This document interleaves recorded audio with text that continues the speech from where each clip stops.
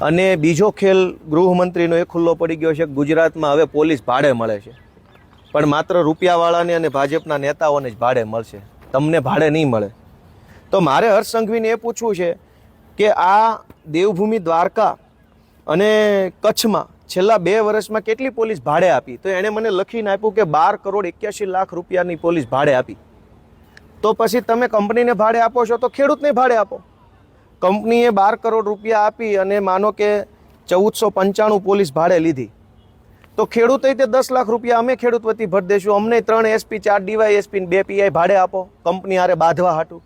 કંપનીને ભાડે આપો ને અમને ભાડે આપો. અમારી ભાડે લીધેલી પોલીસ, કંપનીની ભાડે લીધેલી પોલીસ, 2 ખેતરના શેઠે ભલે 2 મહિના બાંધે. તમે કંપનીને જ ભાડે આપો છો, અમને કેમ ભાડે નહીં આપો? તો પૈસાવાળાને પોલીસ ભાડે આપી અને એ ભાડે લાવેલી પોલીસથી ડરાવી ધમકાવી ખેડૂતના ખેતરમાં થાંભલા નાખવાનું કામ આ હર્ષ સંઘવી ભાજપની સરકાર કરી રહી છે. એ ભાંડો આજે વિધાનસભાના માધ્યમથી ખુલ્યો છે. આ બહુ જ તે ખોટી બાબત છે. હું ગૃહમંત્રીનો ખાલી ખોટો વિરોધ નથી કરતો, મારી પાસે મુદ્દા છે. તમે કંપનીને પોલીસ કેમ ભાડે આપો છો?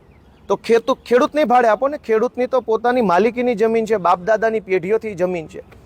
એ ખેડૂતની ઉપર દાદાગીરી કરાવવા માટે ભાડે પોલીસ, તો અમને ભાડે આપો. હું તે 10-15 લાખ રૂપિયા ખર્ચીને 3-4 એસપી ભાડે રાખવા માગું છું. ભલે 2 વર્ષ સુધી ભાડે લઈને ફરવું પડે, મારી આગળ પાછળ એસપી ફર્યા કરે, મજા આવે એકદમ. ભાડે પૈસા, અરે ભાઈ વ્યાજવા લઈને પૈસા દઈ દઈશું સરકારને ભાડે. તો આટલી હદે આ દાદાગીરી થઈ રહી છે, એ વિધાનસભાના માધ્યમથી ખુલ્લી પડી રહી છે.